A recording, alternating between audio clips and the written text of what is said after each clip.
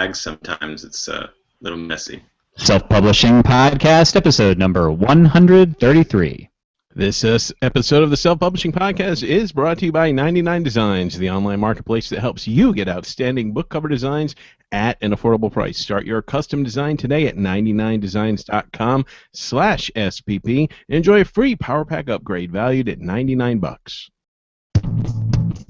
Welcome to the Self-Publishing Podcast, where if you want something done right, you gotta do it yourself. And now, here are your hosts, the three whitest guys at podcasting, Johnny, John, and Dave. Hey everyone, and welcome to the Self-Publishing Podcast, the podcast that follows three full-time authors as we attempt to change the face of indie publishing. Join us in our trailblazing guests as we shove aside boundaries, freely experiment, and occasionally screw up. I'm Johnny B. Truan, and my co-hosts are Sean Platt and David Wright, and joined right from the get-go today, SPP alum Ed Robertson. How you guys doing? All right. So we're actually minus Sean. I probably should have just shoved Ed instead of Sean in the pre-roll there, because Sean's going to come on screaming about Hangouts. So we're just going to start. He's having tech difficulties.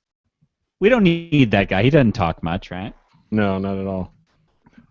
Oh, here he comes. This is awesome. Can we actually see and hear you this time? Yes, and I can see all of you. So say, hey, Ed's already here. Hey, Ed. Yay. Yay. Oh my God, Google hates me. Drones and robots and shit. Yeah, that's probably it. We should make Google the bad guy in our next book. We should. So how are things going, Ed? No, I can't see or hear Ed, so we're doing well. This is good. This is the best. All right, I can hear you now, Ed. How are things going? They're going pretty well. Sorry, this thing's getting a little, it's freezing up a little on my end. All right, that's a self-publishing podcast. Thanks for joining us, everybody. It's going cool. I think last time I was on, I was talking about the new series that I was launching set in the future, my current one, and so now at this point I've now got 2 books out on that series, and it's off to a pretty good start. You want to tell us what the name of that series is? Well, no, wait a minute. We're in the danger of getting into the topic way too early. So go ahead and mention what the names are, but then we need to bullshit for a while and talk about the big 9 and all that stuff. Because nobody really tunes in. No. This is just fun times here. There's just a delay. This delay is wonderful. Fantastic. Yay. All right, another great episode of the Self-Publishing Podcast. Man. All right, well, I know something that I can report. It's not something I want to report, but I don't want to. I don't even want to hear about this. This is just what a downer. I know where you're going right now. Yeah. Well, so I was going to say we could welcome USA Today best-selling author Ed Robertson into this realm of non-big newspaper best-selling authors. We missed our indie paperback did not make the New York Times bestseller list. Thank you, everybody, for trying. It was Nook, I believe, was our shortcoming. We didn't have enough sales there. Curse you, Nook! I would have been a New York Times best-selling author if it wasn't for you pesky kids at Nook. I have a theory on this. Huh. And Ed could weigh in whenever the video catches up, like 10 minutes from now. I hope it's paranoid. No, it's not a paranoid. It's a real theory. Okay, my theory is most self-published authors I like this theory, actually. are on Amazon. So most self-publishing books are bought on Amazon, not Nook. I think most people that are making it as indie authors right now are on Amazon. That is the platform. So most people that were going to buy the book or audience for the book were on Amazon, not Barnes & Noble. I think if you were to launch a fiction thing and had like the same momentum of going for you, you would have sold a lot more. Yeah, I think that's a really reasonable theory. Oh, okay. I was getting that backwards. So you're saying that the audience for this book was buying on Amazon. The audience isn't there on Nook, I don't think. Ah. How many Nook millionaires do you know? Like just selling on Amazon. Only Microsoft. Not even the people who own it, right? Ed, are you current with us? Do you have any thoughts on that? Yeah, I think I caught most of it. It's not a bad theory at all. It does, everything does seem to be so Amazon-centric in our world that you're right. It might just be a tougher sell over there. But the other thing is that Amazon will actively promote a book like that. Its recommendation system is pushing it in front of thousands of people once you get it rolling. Whereas a Nook, it just dies. Like you have to constantly push it every single day, or else, or else it'll go away to nothing within a few days. Yeah, with Nook, we were begging people, like, please just buy it on Nook. And they're like, I tried, but Nook is balls. And Sean was offering jobs. I was. And so, but it didn't work out. I mean, Nook is just apparently not easy to buy on.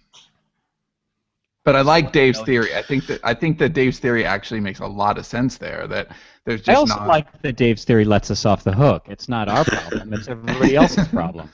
Well, look how hard. I mean, we did not have a problem with Amazon momentum at all, but we did on Nook, like a serious problem. We had to specifically make that ask, and it was like Thunderclap 2.0.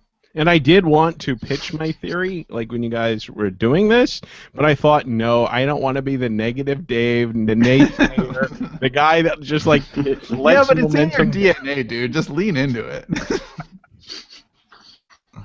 Yeah, well, that is disappointing. But it is disappointing, but it certainly wasn't a waste in any way, shape, or form. We learned a ton of stuff, and we also got when I say we, I mean us, but also David and Joanna got their books. We all got our books into a lot of hands, and we all have back end on that too. There's like the fiction and guys. watchwork and stuff.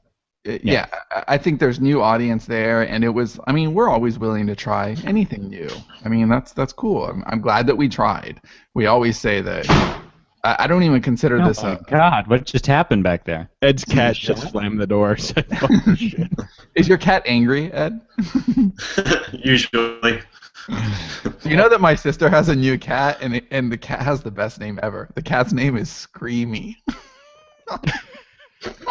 Let's talk about your sister's cat, Sean. Yeah, really. Yeah, all right.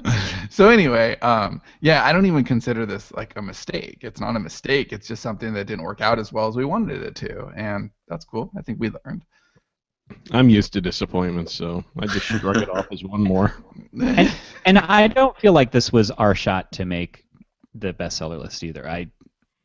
We will get there. We're just not there this time. So. Oh yeah, no, I don't think this is our shot at all. But it was cool. Like I'm really glad that we tried it. I mean, I would pretty much do anything that David or Joanna asked. Like it's cool. Like that's the whole thing. We want to do things with cool people who are trying cool things, and this definitely fit that criteria. And I think we all did the things that we were supposed to do, and the sum total of that result just wasn't what we wanted. But that's okay. Yeah, I think that's the only way to look at it. I think that's the only way to look at it because, there's no guarantee that even if you had done everything right, and even if you had all the appropriate numbers, those bestseller lists, sometimes they miss things. Sometimes books slip through cracks on there, like they just aren't reported accurately. So you could have even, qualified on every level and still not made it. Like that's kind of the thing. You have to be a bit fatalistic about hitting these lists because sometimes it's not even your fault that it went wrong. And, in your case, you guys sold a ton of copies. I think you probably had enough raw sales to qualify for it. But, since these things, it's not just a straightforward sales thing, but they have their own little formulas, having that as a complicated. And we don't know what that formula is. It's so. And we heard that especially from David when he was on, was, honestly, Amazon is always trying to do things that make things more organic and natural, and I imagine that the bestseller lists are doing this too. So he had proposed, they might be in the process of saying no more multi-author box sets, and or no more 99 cents, and I get that because it does. I mean, believe me, I wanted to get it, but it is kind of gaming, like it really kind of is. You have a bunch of people pushing a cheap title, and it gives you an unfair advantage over what the list is probably really meant to track. And so you never know. Like that might have gotten us. It might have been the Nook, the off Amazon sales. You just don't know. Well, that's the other thing, right? Like, what are these book lists supposed to be doing? Are they just is their purpose just to capture the best-selling books every week, or is their definition of book a little more narrow? And that's some things that you can see them struggling with. Like there is some talk about them excluding multi-author sets from here on out, like one of the reasons they have these. You have to sell X books on multiple different sites rules is because they don't want Amazon to have enough influence to just create 50 new bestsellers every week. So they're already they've already introduced some artificial constraints to what they consider the bestsellers. So if they were to cut out multi-author sets or something, I mean it would kind of suck for people trying to get in on that front, but I kind of understand why they do these things. I can't imagine that a newspaper would alter reality in a way to present a different narrative than what's really going on. Is that what you're saying, Ed? That might be happening? If that is your real name. Yeah, I worked for newspapers before this, so I right. Yeah, so no, I have no argument there. So I'm really, I am pleased with it despite not having the credential, because the credential was just a credential. I would have liked to have been able to say that and put it on book covers, New York Times best-selling authors or anything like that. But that aside, the one of the things, and I was thinking that we may have kind of screwed ourselves a little bit here, is there was a really, really, I think, magnetic CTA at the back of the Write, Publish, Repeat section in the Indie Power Pack that said something like, the sequel to this book is on pre-order now, Fiction Unboxed, for $2.99, and you get a $49 Udemy course free with it, or something like that. And so I'm wondering about the number of people who are going to finish that book after the pre-order's over, and no longer. Like that, the CTA talks about the Write, Publish, Repeat conversations series that you get with it, and I wonder if we. You mean the expiration on that?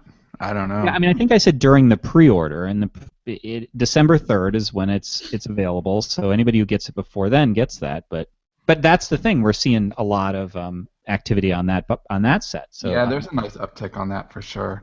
I mean, regardless, I think there's a lot of wins. We just didn't get the specific big win that we were really hoping for. But I think that's okay. Like, this is all like what do we said more than anything else this year? This is iterative. It's all iterative. It's we just learn a little more, do a little better. It's not like our product line goes away. Like, you make more stuff and you have did not go away like Dave. Yeah, for you folks listening, Dave has disappeared again. I'm here. Yeah, I really don't think you look at these things as failures, because it did succeed at a great many things, even if it didn't hit every single one of the goals, And one of the things is that there's the cliche in this business that ebooks are forever, but they really are, at least if forever is until Amazon dies and is replaced by virtual reality anyway. But just our because the title overlords probably won't be readers, so they'll probably like there's no reason you couldn't try like this exact same thing 2 or 3 years down the road and maybe it would work then. So it's not even like all of this like you had limited ammunition and now these bullets are fired. These sort of like regrow themselves over time, I just wish there were a reliable way to get momentum going on these other booksellers, because short of like a BookBub ad, it's so hard to build Nook readership and iBooks readership and Kobo readership. There just isn't the discoverability there, which is a shame. Yeah. 4 years ago, you could not even be having this conversation. So, I got to look at the bright side. Oh my God! Did you just say that? What's happening here? I'm gonna capture that sound clip. I got to look on the bright side. Well, you know why he disappeared? Good luck. It'll probably destroy before you do it. I want to hear Ed's theory on self-destructs. I want to hear Ed's theory on why Dave disappears. Well, because he was just body snatched. That's a big snatching. Now we have this positive doppelganger over here, and this He's is clearly what the an rest of this talk imposter. is. You can buy my Yeah. self-help book. He has theories that aren't paranoid, and he's looking on the bright side. What the hell is happening around here? I do have a small. I don't want to really get into the details, but we did get a small line. We requested our big 9 that we want to have on the podcast. Here, let me read them off real quick. And of course, they're pretty big too. J.J. Abrams, Clive Barker, Dean Koontz, Stephen King. Who was the filmmaker guy? I just wrote him as John filmmaker guy because I couldn't remember. What was his name? John August. Way to win him over there, too. Well, there you go. That's part of the shtick. John Green, Louis C.K., Chuck Palahniuk, and Kevin Smith. And Thomas Bennett had a really good idea, which I won't go into, for Kevin Smith. So we're considering how to get that. But anybody else, come on, let's bug those people into getting on SPP. It's going to happen. Yeah, I want Louis C.K. and Stephen King. Those would be awesome. Well, if I had JJ. anywhere to send these fantastic emails I've written. we have an email address for Louis C.K. Okay, well, you should give that to me so I can send off this email that's just in a draft. Well, you're one step away from him on the show then. Chuck Palahniuk's website has a big thing about how we will not get in touch with Chuck Palahniuk for you. That's really great. We will definitely not send anything on to Chuck Palahniuk. It's right there. Like they just right there. You know, if we can't find the celebrities, we can find their family. No, that's a lot of people's theory as to how to get in touch with celebrities. And that's a welcome return to Dave right there. Yeah, there you go. Hey, I have and then you get them on.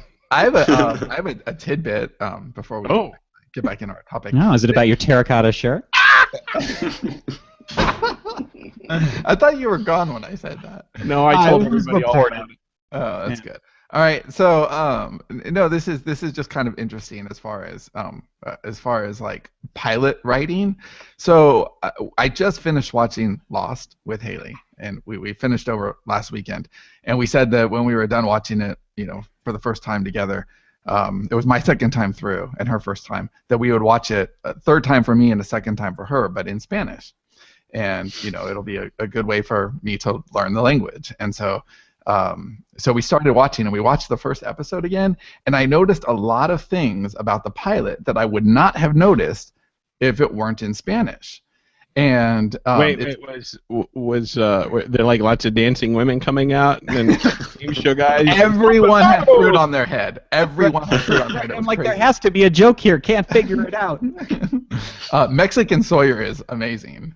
Just in case you were curious, but what I noticed about the pilot that I think is interesting from a storytelling perspective is that they were, this is the pilot, and the language was very basic for a lot of the exchanges.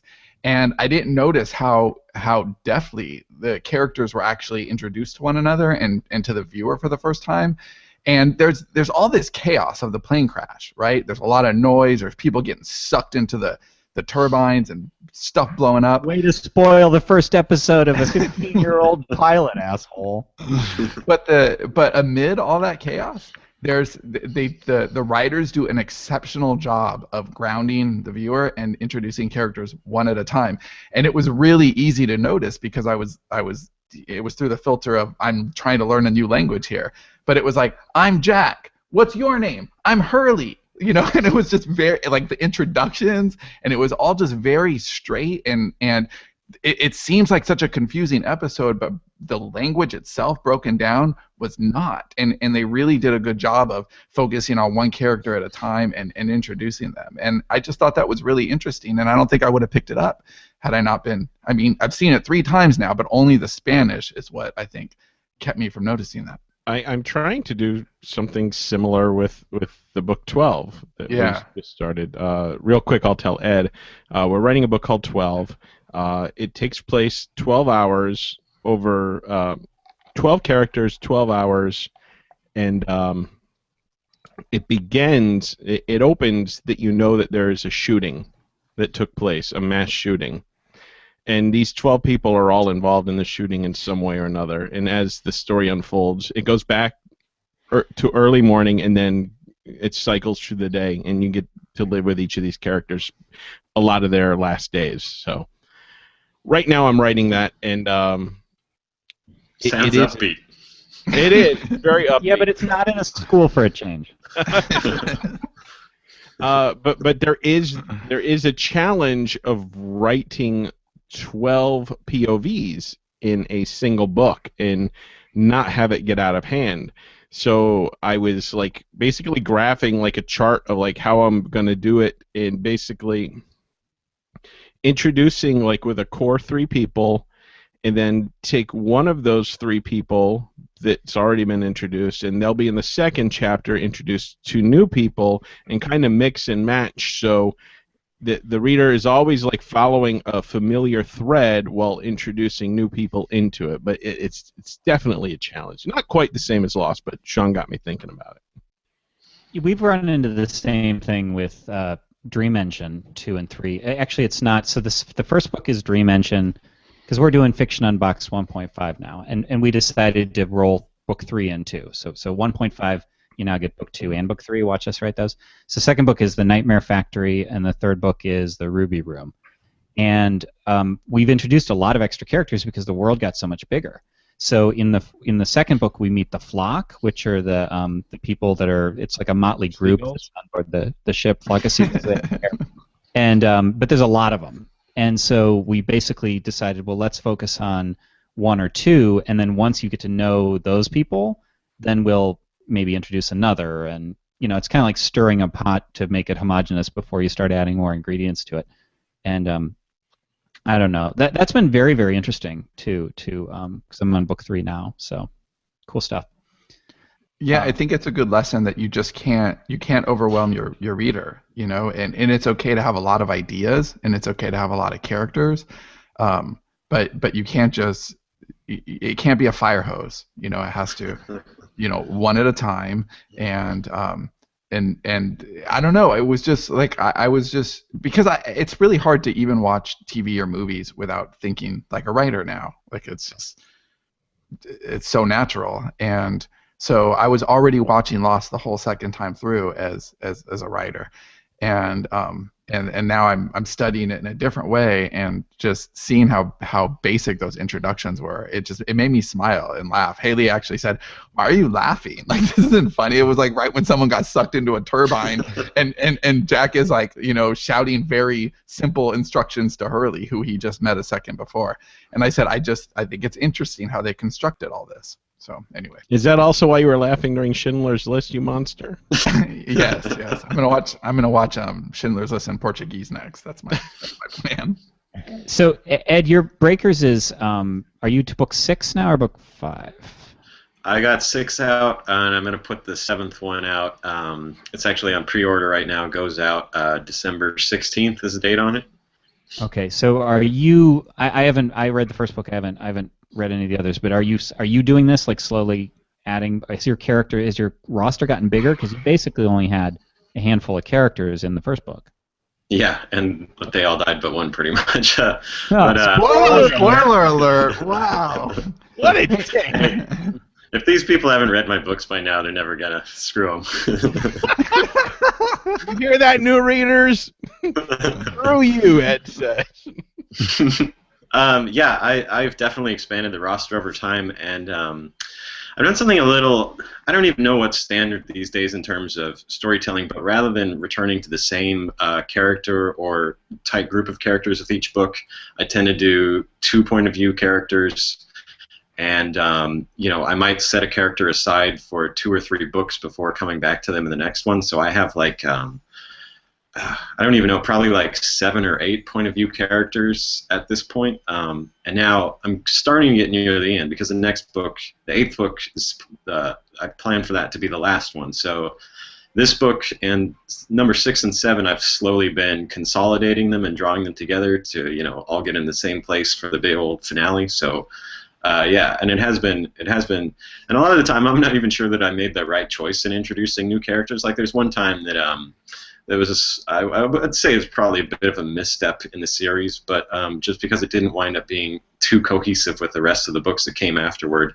But yeah, for the most part, it has been because think about this from like, with my publishing hat on, it would probably be smarter to stick to just one or two main characters that the readers really liked. But I like bringing in new point of view characters and new books and exploring new stuff with them. So that's one of those sites where like the artist and the businessman are not necessarily on the same page. But I do think it has resulted in a richer series overall. So I think that'll be good from business side, but yeah, it's the roster has expanded, and I occasionally prune people, but now I'm starting to like them too much to want to kill them off. So that's another. Well, that doesn't stop Dave.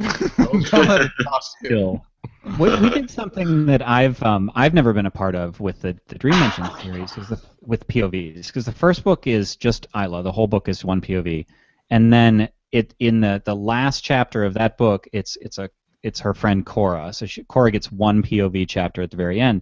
And then in book 2, it alternates Isla Cora.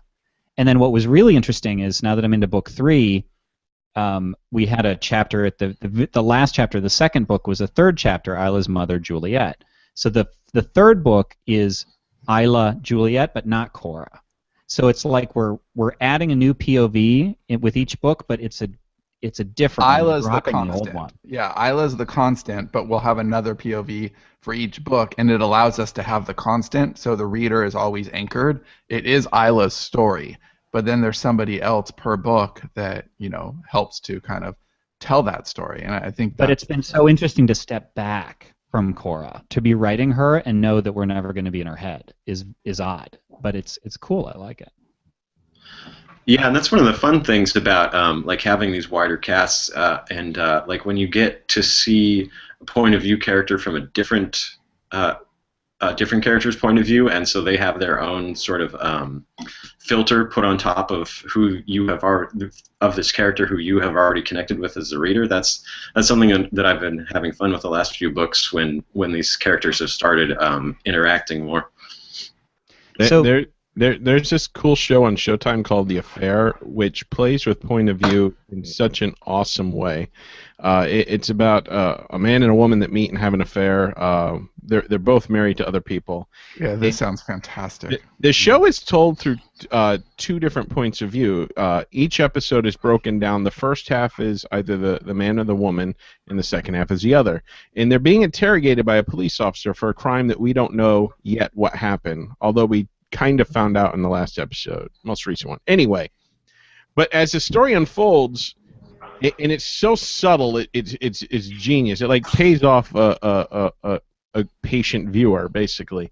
They'll show something happen, then they'll show the POV from the other person's scene, and little things are changed. Like in one, the girl's wearing a dress, like in the guy's POV, in hers, she's wearing jeans. They hook up at a hotel. In one POV, the wallpaper is a little bit different than the wallpaper in the furniture in the other hotel, in the other POV. Little things like that are just so beautiful to watch. I love that. Note to self: fix continuity errors by explaining with alternate POV. Yeah, there you go. Hey Ed, Sterling Gibson's POV. Is that a Triforce on your shirt? Yeah. Oh, awesome. All right, I thought so. There's a bunch of accidental Triforces in Phineas Ferb. I wanted to launch off into a spontaneous discussion with Dave about covers, but we got this email from Ed just angrily decrying that. He was like, "I'm not being part of that bullshit." And so we had to scramble, so I'm throwing away the ad read, Dave. I'm throwing it out. So you can blame Dave, or you can blame Ed. I'll blame Ed. I think it was Ed's cat that actually emailed us. Right. And so instead, we're just going to have to play off the cuff and talk about the ad contest that you started the other day, right? Yes, I think Sean should talk about it. What book? In a succinct way. Wait, am I allowed to talk during? What the hell is your problem? That's fine, but on topic. All right. So Johnny and I just wrote a book for Lexi, actually, for Lexi Maxwell. Should I explain who she is, Johnny, or are we good? No. No, what's funny is I got to the part in the Fiction Unboxed audiobook where I made fun of you for always assuming people know what the hell you're talking about. So we Johnny and I wrote something, and it's soft and it's romantic, and it takes place in a flower shop, and the flower shop It's mostly soft. Yeah, and it's called Le Fleur de Blanc, and we want a really great cover on this, and I don't want to do something that looks like typical with the bare-chested dude. I just don't want to do that. I offered. And so we're running a 99 designs contest that we started yesterday actually. And Do we is that have a succinct enough? link on Am I done? that? I don't have it. I should probably send people to it. Well, we don't have any entries. It was late last night when I did. It was like But 5 o'clock. I can send people to check it out for when they listen on the feed. Yeah, send me the link and I'll make a quick link to it. It'll be selfpublishingpodcast.com/. Flowers. Sure. Slash Yes. flower. That's awesome. People are going to misspell floor, so we'll just say flower. Yes, we went with the 99 designs because I have no idea how to make this cover. I will screw it up. I know I will, and I don't think we know any. The cover artists that we sometimes work with, they don't do romance covers, and we wanted to go 99 designs because they've turned out some great covers for us in the past. We considered writing a one to a Jason Gurley cover, but we were already done, like we did with Access. We were already too far along, so. And 99 designs, they're quick. You can get your audience involved. You can have them help you, select the right cover. And the best thing is about them that you have absolutely nothing to lose if you don't. I'll bet Ed is a 99 Designs fan. That's my guess. What do you think? Let's take bets. I no longer remember a time when you guys were indie. I know. It's good times. Good times.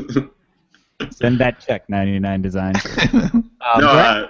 For the record, I do think that's a pretty interesting setup they've got there, and I could see it being a pretty cool way to, especially when you're not, because one of the problems in our line of work is that we have to know what to tell the artist in terms of what's going to be an effective, like a commercially effective cover, and a lot of the time you think you know what that is, but you don't have a clue actually, and you put this cover up, and the book bombs. And or sometimes, especially if you're going for something a little different, like when I was moving into space opera here, the two choices, the like, no duh, this is space opera choices are a planet with a sunrise behind it or a spaceship, ideally shooting things. But, there are other space opera covers out there, but, in order to come up with a concept that's going to read as space opera, like that's something that I may or may not be qualified to do. So having like more of almost like a crowdsourced design contest where you've got a lot of people throwing ideas at the wall, I can see that being a pretty cool way to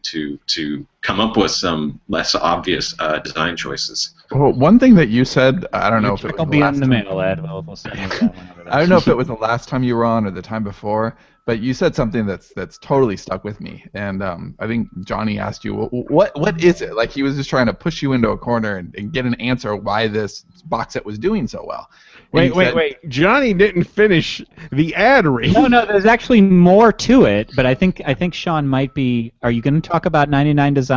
And yeah, no, this is still relevant to the like topic. you're going off in a whole other area. No. That is a danger with Sean. No, not at all. So, and you said, quite frankly, I think some stuff just looks more commercial.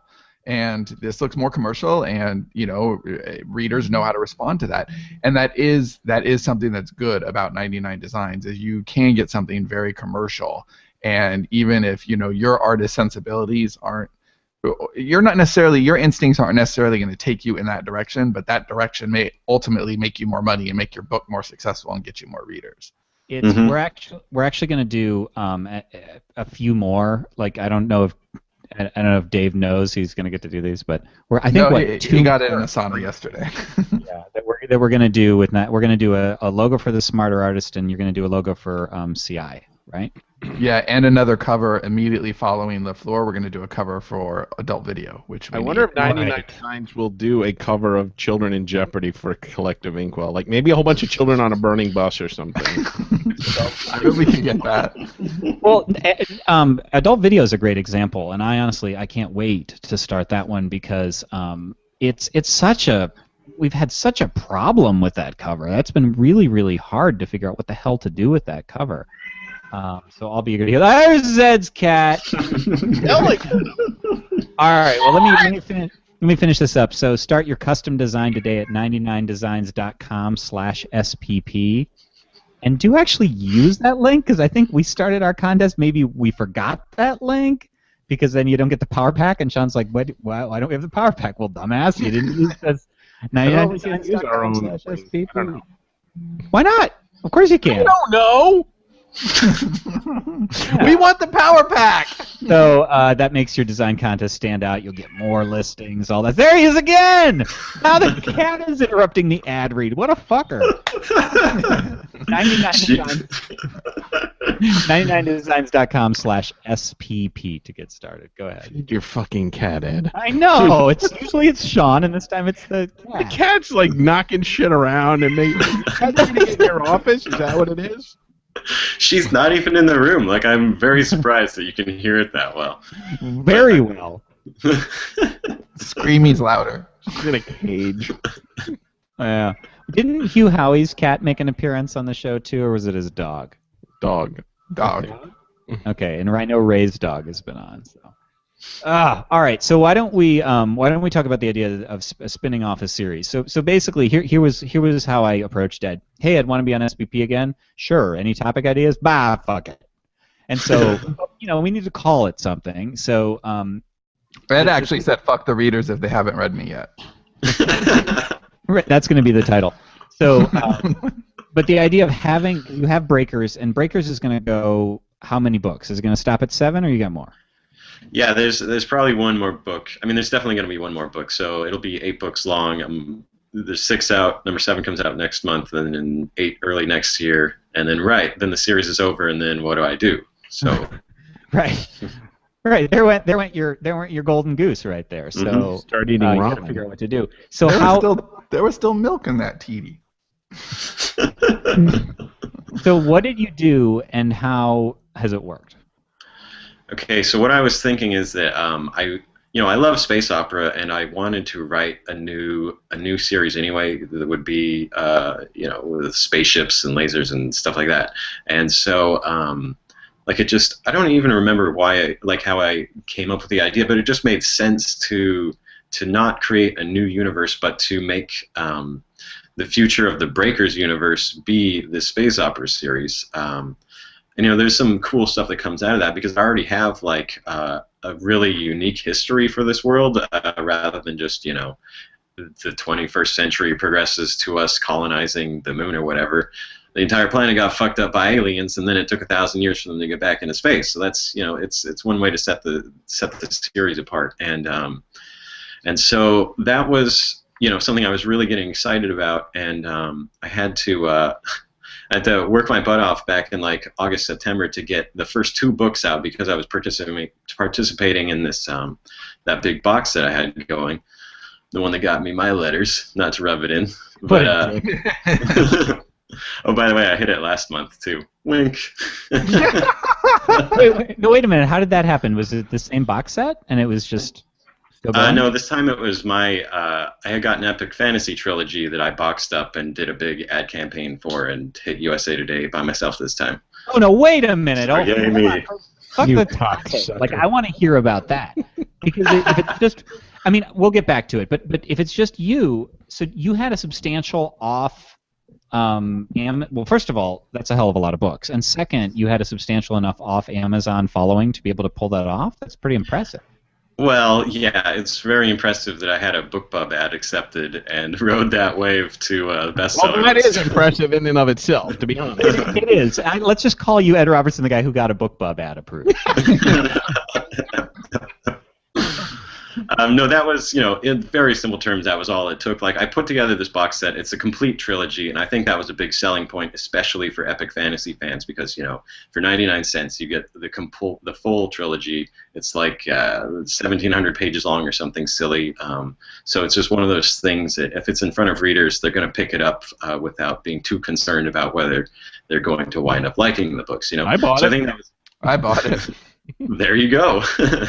I read. Well, no, I think that one of the things I love about you, Ed, is that you're just so fearless with playing with your inventory. Like you're really willing to try stuff. How much do you write? Like how many? I mean, books are all different lengths, but like, what's your general word count in a year? Is it stable from year to year, or does it fluctuate, or like what's your general production? It's been like 400,000 to 500,000 words a year since like I learned that was what people are capable of doing back in like 2012. So yeah, so that's what it's been at. I've been writing longer books, so that's only been like 4 books a year. But I'm gonna start to tighten them up a little bit. So I'm hoping to do more like 6 books a year from here on out. Yeah, we're getting too. Our books are getting too long. Yeah, right. We've written nothing but long books this year. Mm-hmm. So okay, so I wanna ask more about that, and then because here's where I'm going with this. So you had a complete trilogy, and we've done partials. So I did the Fat Vampire box set, and you did the Breakers 1 through 3. Mm-hmm. So then you say back end, like people will buy book 4 or something. But having the complete series is your end game, just to get that into as many also bots and ranking and hopefully stickiness as possible. What's the goal? What's the end game for you? Mailing list? No, it was just hopefully to get the book elevated and sticky and to just sell a lot coming off of a big ad run like that. I mean, that was my hope. I had no idea how it was going to turn out. It turned out really well, though, because this is one of the values of taking these kinds of risks, is that these books by themselves they've proven incapable of selling as much as the trilogy is now, even after I've raised the price on the trilogy back up to, well, I still have it half off, but it's at $4, so I'm getting a much better royalty off that than at 35 cents. But like if I've done BookBub boosted ads on like the first one, the perma-free one, and it's fine. The results are very nice, but the 2 sequels, have never been elevated to the ranking that the complete trilogy is right now, and still is at, which is, what is this, like 3 weeks after the ads ran. So, so there's like a gestalt thing going on here where the trilogy in a set is worth more than the books individually for right now. Anyway, eventually it's going to cool off, and then I'll have to figure something else out to do with it. But that's one of those things where selling a few thousand copies of it in 1 week and getting it embedded in Amazon's system, then they were testing it out on new people, right? And people are responding pretty well to it. So that's why the box is up so high, and it did get good and sticky. But the individual books, yeah, they've never been this successful. So okay, so if I were to do like a big giveaway on the first book, I would have 2 more things to sell through to people, right? But I think the net sales would be lower than when I sell the complete trilogy in one set, even when I have it like half off of what it would be normally, if that makes any sense. What as far as getting that BookBub ad approved, was that just you just always like it's a churn? You just always have one up and hope that they'll take it, and you have like a, as soon as they deny that, you go through another one? Is there any, like, you don't know anybody at BookBub? This is just you're waiting in line like everybody else, and you just kind of always have one in submission? No, he's got photos. He's got incriminating photos, and he sends them with each request. This is Dave's tactic right here. It's not a strategy, but it is a highly effective. Well, not highly effective yet, but we're hoping. I need the photos first. I give great head. So does Sean, only for $2 million though. That's my limit. Or BookBub ads. Or a BookBub ad. I would do that for a BookBub ad. Not really. These days, because I have a larger inventory now, I don't just have something always in submission to them. I have an idea of what I want to do. Like, I knew I wanted to do a huge run on this trilogy, so I basically the ad run was entirely centered around BookBub. As soon as they accepted it, then I built the rest of the campaign around it. But that's one thing I have in mind. Or like when I'm putting out this next Breakers book, I'm going to run the that box set on BookBub again. That's going to happen like a week from now. So like basically I have these concepts for how to promote each given series or title, and like I wait until it's going to be most beneficial to run those campaigns, and then that's when I try to get them out there. And sometimes BookBub turns me down, but that's the other thing. When you're providing value at this level of 3 books for 99 cents, that's really competitive, stacked up against the other ads they're potentially choosing from. Are you getting stuff featured there that's not bundled?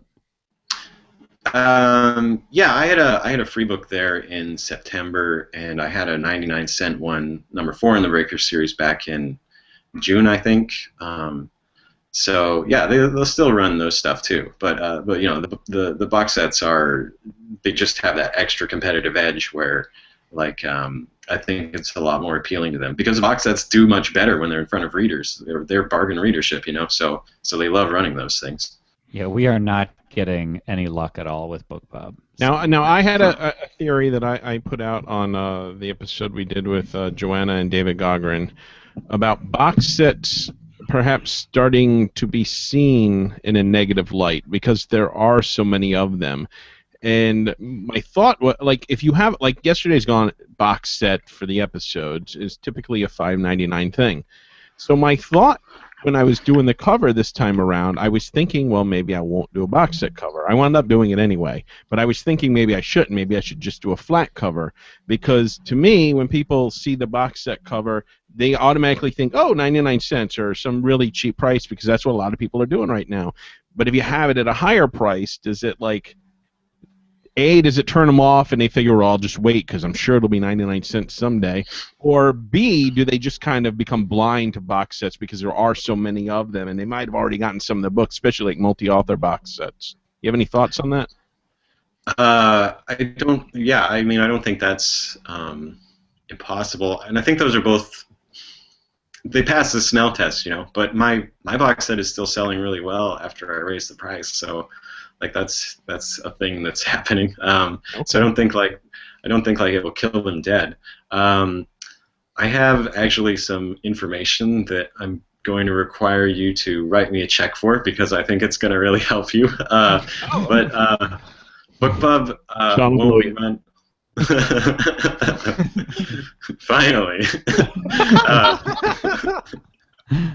BookBub won't run 3D box set covers unless all the books in that set are full-length novels. So if they're episode length, like on Yesterday's Gone, they won't run that. So they'll run it if it's a flat cover, but they won't run it why? Because they think that's misleading, because people want multiple books. Yeah. Right, that is the gist of it. Like, their customers are sometimes dissatisfied because they think they're getting full-length books, and then it turns out that they're only getting one really long book or something. Like I see where they're coming from on that. And I had my serialized collection got turned down for that, so I'm going to wind up redoing that cover eventually, just because I think it's smarter long term too. Plus, my book it's only like half as long as some of these Yesterday's Gone things, so I don't feel too bad about doing the regular cover, especially now that I'm not, I haven't added any more serialized stuff to it, so it's kind of a little obsolete at this point for me, But yeah, that's the reasoning. I only heard about that like a month or two ago, and so yeah, it's something to bear in mind. So is it when you say the 3D cover, you're talking about the one that's visible on the Amazon page, like actually, or on any of the pages on Nook or Kobo? Like you would actually need to change that for the duration of the ad when they're looking at it? Yeah, it would need to be a flat 2D cover that makes it look to be a single book. I mean, basically, if the single book, they want the cover to look like a standard single book cover. So do you think like Interesting. a standard flat Yesterday's Gone cover that says episodes 25 through 30 or whatever, if they would still say, oh, no, that's like episodes in there, forget that. I'm not sure about that. I think they No, might because take it doesn't look like a box set. I think the Right. argument is agree. that it looks like a box set, which people want multiple stories, ideally from multiple authors. But even if it's Well, from one author, they want multiple stories. Yeah, I agree. Right. It's like product confusion. You know, their customers when Yeah, they no, see. it makes sense, and I actually think they're making the right decision. Like, Mhm. I agree with them, even if Yeah, it's not. the one I was harmony accepted with for what was the Fat Vampire box set, which are discrete books. They weren't Right. episodes. We've been rejected for we've been rejected for the Dream Engine a few times. We were rejected for what else? I remember trying other stuff, but I don't know whether it was box set stuff. No, we've been rejected for everything. We have not had luck with book club. We've had some ads on there. I think we've had Yesterday's Gone and White Space both succeed at various times. It well, is that's- always easier to get the free listings rather than 99-cent ones if you want to give those a whirl. Like that, yeah, they tend to run those a lot more.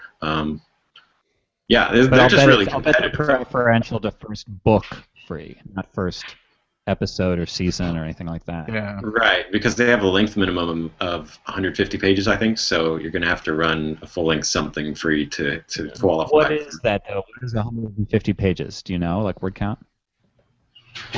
Well, you know, it depends on That's how many about formats you paperback, but that's like 50,000, 60,000 words.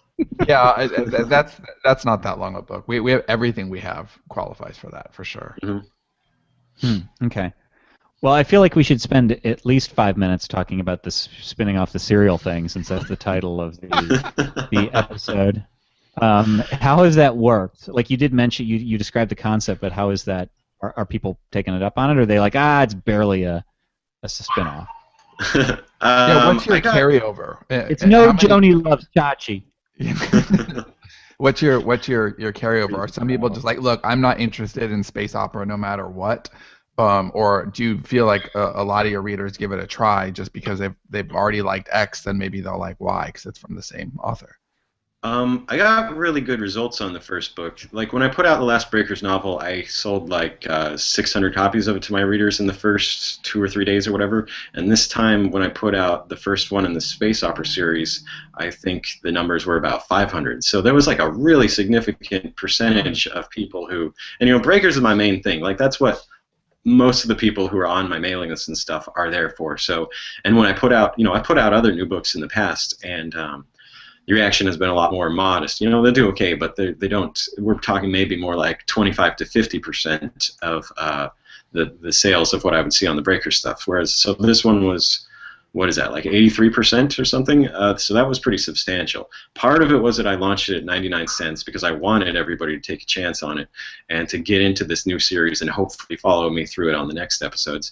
The other thing is I think there's a really strong hook for Breakers readers in this series because, spoiler alert, aliens did it. Aliens sent the plague, and you know a lot of the books are about them fighting these aliens. And so in the space opera series, we get to act like this is some grand thing, but I'm allowing them to explore the aliens further and with humanity on a more equal footing with them. So I think if people are, you know, people who are into the Breakers books, there's a lot of there's another dimension to the world that they are getting brought into. Yeah, because they've already invested. They've invested in the world, so this is a way. Right. Well, that's what I was wondering: is did they see that carryover as much as you want them to see that carryover? Or are they like, it's a nod to the other But series? you but can not really communicate that to your reader. You can, and you could even write like some kind of bridging story or something. I love this idea. I could see easily doing it. You know, on. Well, it's what we're doing with Dream Engine Dream stuff, Engine, honestly. the Beam world, it could easily be done. You know, I know the Available Darkness world, it could be done. Like that's a world. We could do a sideways series there. For that. You know, I love the idea of doing it with Yesterday's Gone, but Dave's always silent when I mention it, so I know that he doesn't like the idea. But I love that. I would love to see that go sideways because that's our Breakers. You know, that is our Breakers, and I wouldn't want to artificially do it, but I just think ideas are free, and like you can take a world that readers love and give them a sideways story, and it's not a way of beating, you're not flogging that same story. You're just saying, okay, this world can go here now. I think that's cool. Bravo, dude. Coming next year, Breakers the musical. I'm surprised you didn't say Breakers 2 Electric Boogaloo, which is... That joke's played out after Space Shuttle ruined it. No, it's because that joke, making fun of Space Shuttle, isn't played out. Never gets old. But right, this to me is like, because I'm sort of, I've gotten a lot more just mercenary in a lot of ways about this stuff, but there's still a part of me that does not want to just be totally crass about this stuff. Like I'm bringing the Breaker series to an end before hopefully it gets stale. Like that's really important to me. It was also important to me to not force this space opera. I wanted to write it. But it just made so much sense to also put it in something that would be, that would have some synergy. you took the intersection. You said, I want to write this type of thing here. I already have this thing that's ending here. There's a natural intersection here. I'm going to put those together because why not? The upsides of doing that so overwhelm any downsides that it's clearly the right decision. Right, and I think that's something that we as author publishers have to do all over the place, to remain in any way successful in this, unless you're one of these people who just writes bestseller after bestseller. I think the way to approach so much of what we do is to keep one foot in both fields. I have like 4 different series ideas that I want to write, and I would be very happy doing any of them. But in this particular instance, I was like, well, space opera is a popular genre, and I love it, and I can tie it to my series. So like, it just makes sense to prioritize that one right now. Even if there's this other idea that I got that I find more exciting personally, but this one makes a lot more sense for me right now, especially as I'm about to transition away from the Breakers series, because if I next year don't have any more new Breakers books, like who knows what would happen to me? Like I could have to get a job. My God. So by prioritizing the space opera one, that it just seemed to me like I didn't know how well it was going to do, but I thought there was a pretty low chance that it would just completely bomb. Like I figured it would at least do enough to keep me buying groceries and paying the rent and stuff, and so that to me is something that the people who are self-publishing, I think that sort of decision, like you should pursue things that fulfill you artistically, because that is on some level what this is all about for a lot of us, I think, and I think that's going to connect with readers. But you always have to have that business hat on, guiding your decisions on what to pursue at any given time. Yeah. Yeah, totally agree. All right, I noticed the lull, so that tells me that we're probably done. Checking comments just to make sure. Okay, let's hear some comments. Good and efficient lately. I like that. No, I wouldn't go that far. Uh, Good, efficient. These are too superlative. Somebody, Jennifer has an idea on how to get a hold of the guest, so she's going to let me know. Amy Schubert says Walking Dead, the TV show, is doing it. They have a whole new series, new characters in the same world, different location. Breaking Bad is doing it with Better Call Saul. All right. Yes. Am I the only one, though, who a lot of those times with TV spin-offs is sort of like... Usually I don't like them, but yeah, I have confidence in Walking Dead and right, but it's the difference. It's the showrunners, behind it's quality. It's different doing the Ropers. Like that's gonna suck. I like the Ropers. Great in that. All right, or Jack's Bistro. Remember that ran for like. Why did I think you were gonna say Jack's Bestiality? I thought was coming out of that.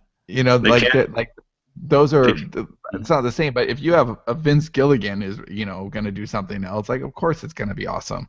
If Lost all of a sudden had another show in that world, like, that, was like Hurley's Time on the Island, like, I'd be all over that. That'd be great. Spanish Lost. Well, and there's just things about certain series that just really connect with an audience that might be lost to the next one. But I don't know. It's a total no-lose proposition because you get to continue exploring this world, but in a different way. And if the series tanks, then just wrap it up in three books and move on to something else. Like I don't. There's a lot of. I'm sorry, just lost my train of thought. But anyway, I just don't see it as risky because you're doing a new series anyway. You might as well do something that allows you to enrich a series you already have at the same time. I don't know. It's just a cool combination to me. Now, when you end Breakers, do you think you'll end it in such a way that I can never ever come back and do another Breakers, or do you end it with a way, well, I might need to come back and do another Breakers? Well, this world is so big, the end of the world and all that crap, that I could always squeeze in another novel that, took place earlier or whatever. But I've got an ending in mind that I've had in mind for the last few books that is going to, wrap up the main series. And, some characters will still be around, and I could technically revisit them, and they could be having new adventures in the apocalypse. But, there's not really a way to, be like, it's over, ... question mark, and here's the new stuff like that. I wouldn't be able to do that. But that is a cool thing about The Walking Dead, though. They could do 50 different series. I mean, they could just run Walking Dead all the time, and I'd fucking watch it as long as the writing was good. So. All right, so dibs on more adventures in the apocalypse. Now, apparently, Ed's cat has been eaten by a dog. You have a dog too? All right. Yeah, I got 2 of them. Oh, wow. No, the cat gets all the exposure, those poor dogs. All right, everybody, so I'll play the outro music. EdwardWRobertson.com, is that the best place to find you, Ed? Yeah, that's my site. All right, check him out. Thank you for being on. Good, Yeah, yes, thank you. Always great. Yeah, good friend of the fun. show. So this has been the Self-Publishing Podcast. Thanks for listening. I will eschew the normal CTAs at the end of the show and let you know about the Fiction Unboxed book, which I've been listening to the audio. It is super awesome. But also, if you get it during the pre-order, you get the Write, Publish, Repeat Conversation Series, $49 normally, for free, which is great. So get it, and we'll see you next week, guys. Wait. Yesterday's Gone. Season 5 is out Tuesday, the 18th. Yeah!